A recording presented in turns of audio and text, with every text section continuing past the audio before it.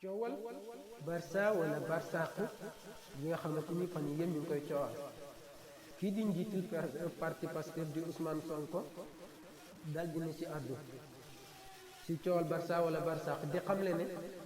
ndaw ñi waru leen a tayle seen àdduna ngir dem Europe.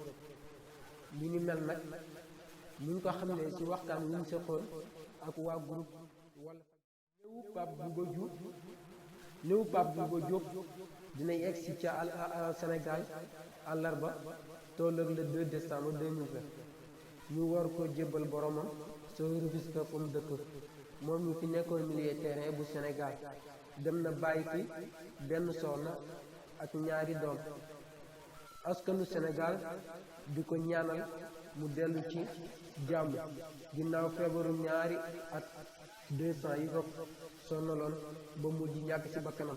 yàlla na ko suñu borom bi yërëm te xare ko aljana ci dara yeneen ci yàlla